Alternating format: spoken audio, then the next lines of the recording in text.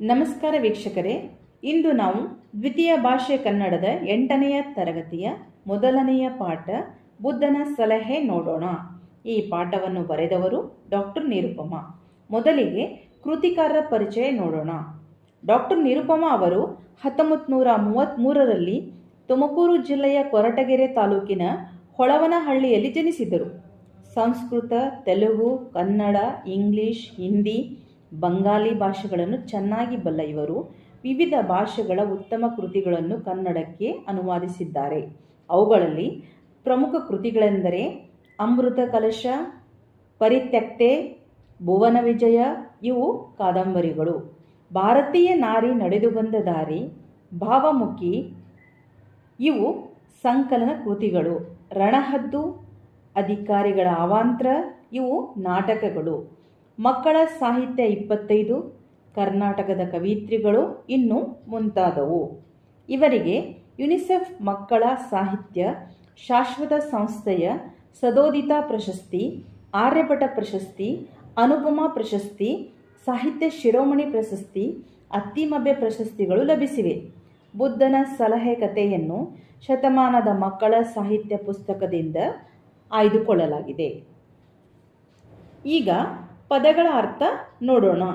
ಪದಗಳ ಅರ್ಥ: ಅಮೂಲ್ಯ, ಬೆಲೆ ಕಟ್ಟಲಾಗದ; ಈರ್ಷೆ, ಅಸೂಯೆ ಅಥವಾ ಹೊಟ್ಟೆಕಿಚ್ಚು; ಕವಲು, ಭಿನ್ನತೆ ಅಥವಾ ಎರಡು ಭಾಗ; ತೆಪ್ಪಗಾಗು, ಸುಮ್ಮನಾಗು ಅಥವಾ ಏನೂ ತಿಳಿಯದಾಗು; ದ್ವೇಷ, ಹಗೆತನ ಅಥವಾ ವೈರತ್ವ; ವರ, ಅನುಗ್ರಹ ಅಥವಾ ಶ್ರೇಷ್ಠ; ಸಲಹೆ, ಬುದ್ಧಿವಾದ ಅಥವಾ ಮಾರ್ಗದರ್ಶನ; ಸ್ವಾರ್ಥ, ಸ್ವಪ್ರಯೋಜನ ಅಥವಾ ಸ್ವಹಿತ ತನಗಾಗಿ; ಅಸೂಹೆ, ಹೊಟ್ಟೆಕಿಚ್ಚು; ಉತ್ಕಟ, ಅಧಿಕ ಅಥವಾ ಪ್ರಬಲವಾದ; ತೆಪ್ಪಗೆ, ಸುಮ್ಮನೆ ಅಥವಾ ಮಾತಿಲ್ಲದೆ; ದುರಾಸೆ, ಅತಿ ಆಸೆ ಅಥವಾ ಕೆಟ್ಟ ಬಯಕೆ; ನೆರೆಹೊರೆ, ಸುತ್ತಮುತ್ತ; ವಿಷಮಿಸು, ನಂಜಾಗು ಅಥವಾ ವಿಕೋಪಕ್ಕೆ ತಿರುಗು; ಸುಭಿಕ್ಷೆ, ಒಳ್ಳೆಯ ಕಾಲ ಅಥವಾ ಸಮೃದ್ಧಿ. ಮೊದಲಿಗೆ ಪಾಠ ಪ್ರವೇಶ ನೋಡೋಣ.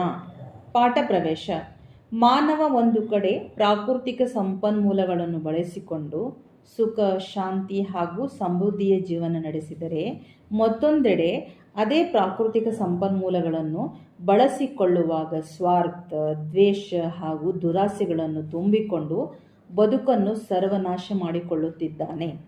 ಸರ್ವರಿಗೂ ಮೀಸಲಾಗಿರುವ ನೆಲ, ಜಲಗಳನ್ನು ಹಂಚಿಕೊಳ್ಳುವಾಗ ವಿವೇಕವನ್ನು ಕಳೆದುಕೊಂಡು ಯುದ್ಧಕ್ಕೆ ಸನ್ನದ್ಧನಾಗುತ್ತಾನೆ.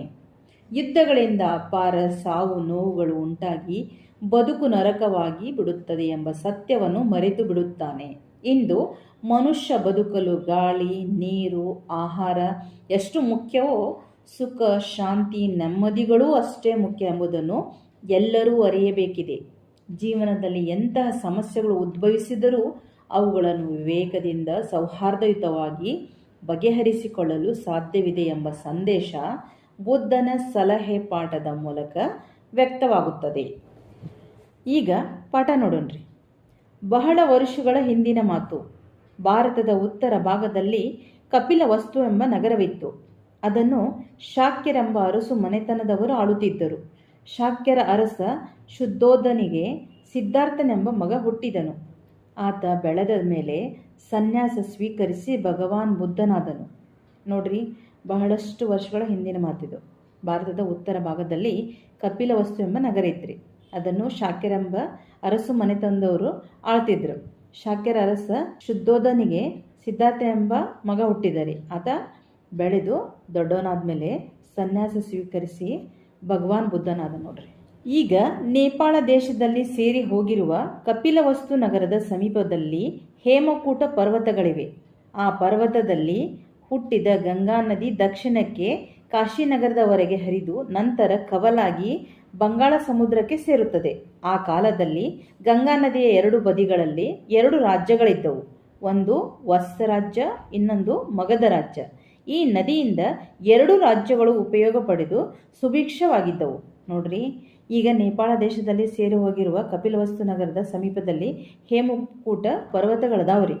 ಆ ಪರ್ವತದಲ್ಲಿ ಹುಟ್ಟಿದ ಗಂಗಾ ನದಿ ದಕ್ಷಿಣಕ್ಕೆ ಕಾಶಿನಗರದವರೆಗೆ ಹರಿದು ನಂತರ ಕವಲಾಗಿ ಅಂದ್ರೇನ್ರಿ, ಎರಡು ಭಾಗವಾಗಿ ಬಂಗಾಳ ಸಮುದ್ರಕ್ಕೆ ಸೇರುತ್ತದೆ. ಆ ಕಾಲದಲ್ಲಿ ಗಂಗಾ ನದಿ ಎರಡು ಬದಿಗಳಲ್ಲಿ ಎರಡು ರಾಜ್ಯಗಳಿದ್ದವು ರೀ. ಒಂದು ಮಸ್ತ ರಾಜ್ಯ ಮತ್ತು ಇನ್ನೊಂದು ಮಗಧ ರಾಜ್ಯ ಇತ್ತು ರೀ. ಈ ನದಿಯಿಂದ ಎರಡು ರಾಜ್ಯಗಳು ಉಪಯೋಗ ಪಡೆದು ಸುಭಿಕ್ಷವಾಗಿದ್ದವು ಅಂದ್ರೇನ್ರಿ, ಸಮೃದ್ಧವಾಗಿದ್ದವು. ಈ ಎರಡು ರಾಜ್ಯಗಳವರು ಆ ನದಿಯನ್ನು ತಾಯಿಯಂತೆ ಪೂಜಿಸುತ್ತಿದ್ದರು. ಆ ನದಿಯ ನೀರಿನಿಂದ ಎರಡು ರಾಜ್ಯಗಳ ನೆಲ ಸಸ್ಯ ಶ್ಯಾಮಲವಾಗಿತ್ತು.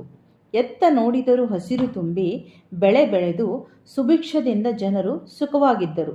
ಇವರೆಲ್ಲರೂ ಗಂಗಾ ನದಿಯನ್ನು ತಮಗೆ ಅನ್ನ ನೀಡುವ ತಾಯಿ ಎನ್ನುತ್ತಿದ್ದರು. ಆದರೆ ಅವರಿಬ್ಬರನ್ನು ಕ್ರಮೇಣ ಸ್ವಾರ್ಥ ಆವರಿಸಿತು.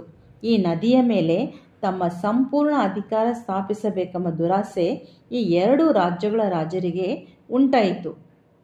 ನೋಡ್ರಿ, ಈ ಎರಡು ರಾಜ್ಯಗಳವರು ಆ ನದಿಯನ್ನು ತಾಯಿಯಂತೆ ಪೂಜಿಸ್ತಿದ್ರಿ.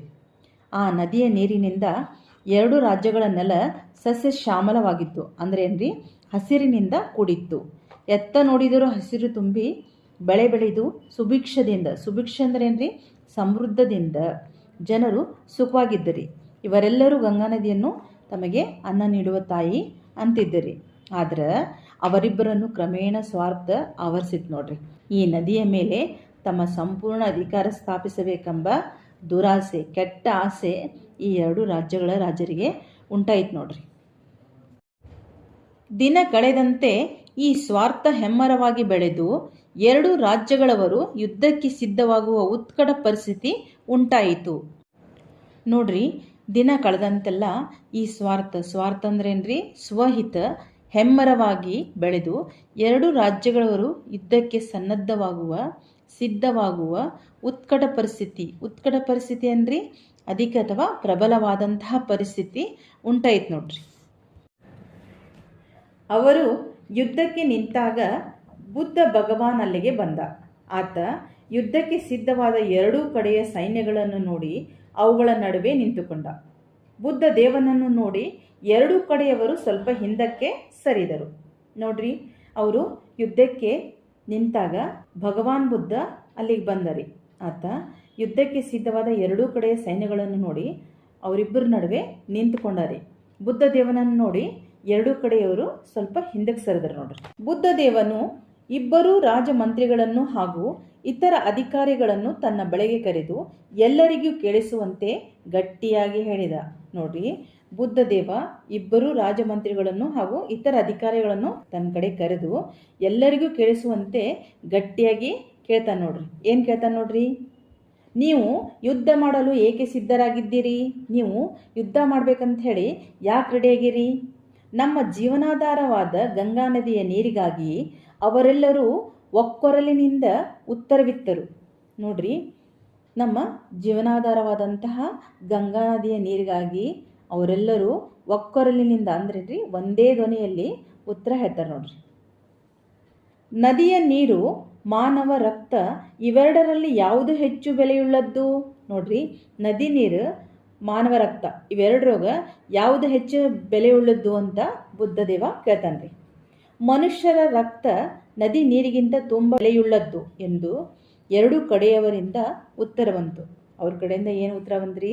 ಮನುಷ್ಯನ ರಕ್ತ ಏನೈತಲ್ಲ ನದಿ ನೀರಿಗಿಂತ ಭಾಳ ಬೆಲೆಯುಳ್ಳದ್ದು ಅಂತ ಎರಡು ಕಡೆಯವರಿಂದ ಉತ್ತರ ಬರ್ತಿತ್ತು. ನೋಡ್ರಿ, ಹಾಗಾದರೆ ನೀವು ಕಡಿಮೆ ಬೆಲೆ ಇರುವ ನೀರಿಗಾಗಿ ಅದಕ್ಕಿಂತಲೂ ಅಮೂಲ್ಯವಾದ ರಕ್ತವನ್ನು ಹರಿಸಲು ಏಕೆ ಸಿದ್ಧರಾಗಿದ್ದೀರಿ ಎಂದು ಬುದ್ಧ ಪುನಃ ಪ್ರಶ್ನಿಸಿದ.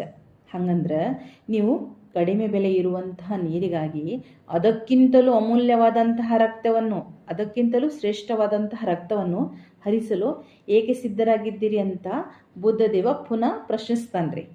ನಮ್ಮ ಜೀವಗಳಿಗೆ ಈ ಗಂಗಾ ನದಿಯ ನೀರು ತುಂಬ ಅವಶ್ಯಕವಲ್ಲವೇ ಎಂದು ಎರಡೂ ಕಡೆಯವರು ಕೇಳಿದರು. ನಮ್ಮ ಜೀವಗಳಿಗೆ ಈ ಗಂಗಾ ನದಿಯ ನೀರು ಬಹಳ ಅವಶ್ಯಕ ಅಲ್ಲ ಅಂಥೇಳಿ ಎರಡೂ ಕಡೆಯವರು ಕೇಳ್ತಾರೆ.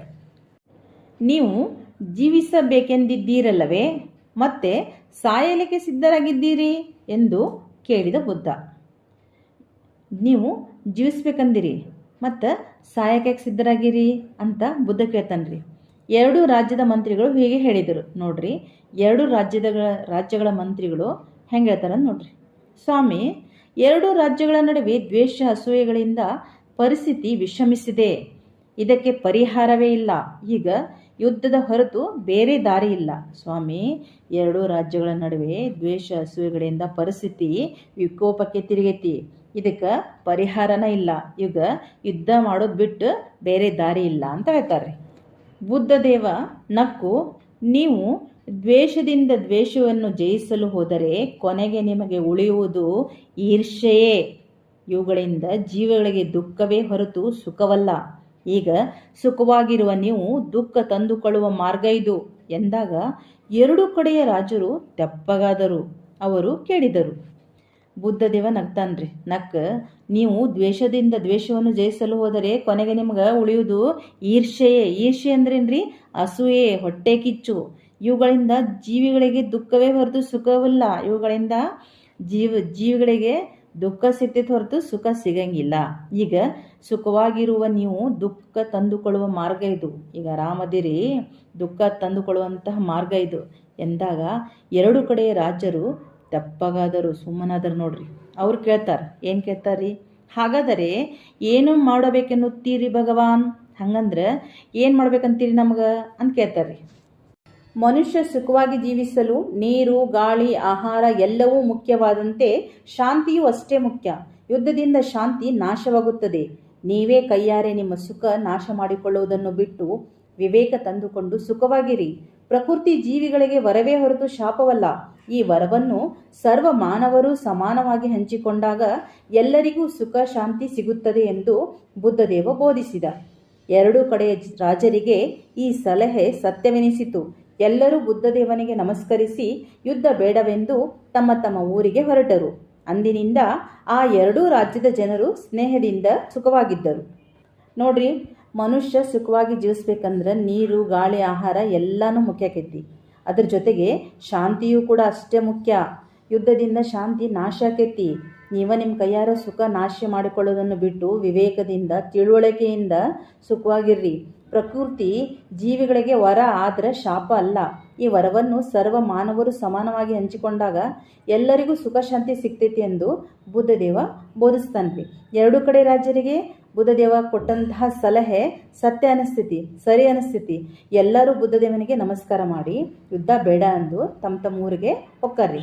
ಅಂದಿನಿಂದ ಆ ಎರಡು ರಾಜ್ಯದ ಜನರು ಸ್ನೇಹದಿಂದ ಸುಖವಾಗಿರ್ತಾರೆ. ನೋಡ್ರಿ, ಧನ್ಯವಾದಗಳು.